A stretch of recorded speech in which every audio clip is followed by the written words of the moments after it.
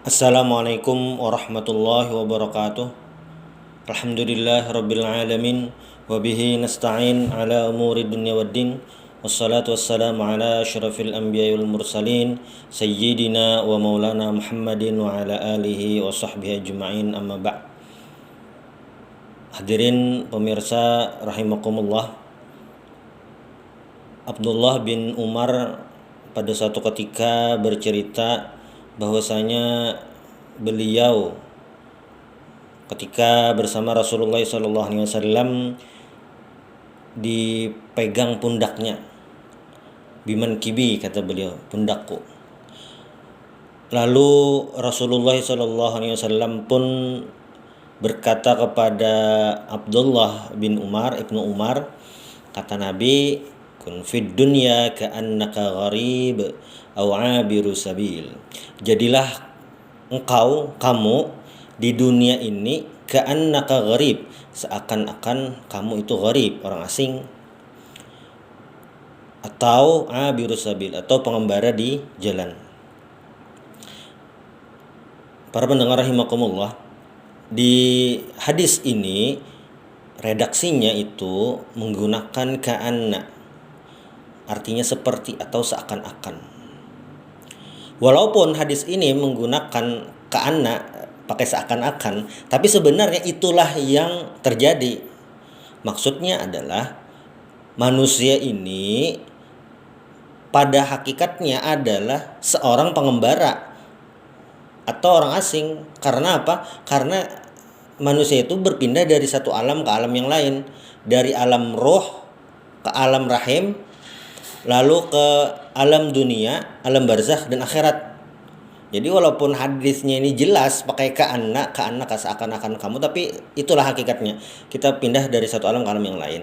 Nah, makanya di hadis yang lain itu ada disebutkan al arwahu junudun mujannadah. Roh-roh itu junudun mujannadah, artinya sudah bersatu. Maksudnya apa? Kita di dunia ini hari ini misalnya berteman dengan seseorang, akrab dengan seseorang, itu karena dulu di alam roh sudah pernah bertemu. Jadi kayak baru bertemu, kayak akrab atau apa. Nah, itu memang di alam roh sudah pernah bertemu. Nah, sedangkan di alam dunia ini itu merupakan persinggahan sementara untuk membawa bekal sebanyak-banyaknya. Agar apa? Agar menjalani kehidupan berikutnya, alam barzakh, alam akhirat itu tenang, karena sudah memiliki modal yang cukup untuk menjalani kehidupan di berikutnya itu.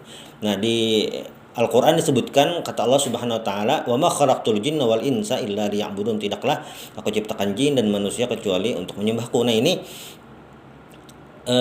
menjelaskan tentang tugas kita di dunia untuk beribadah kepada Allah Subhanahu wa taala.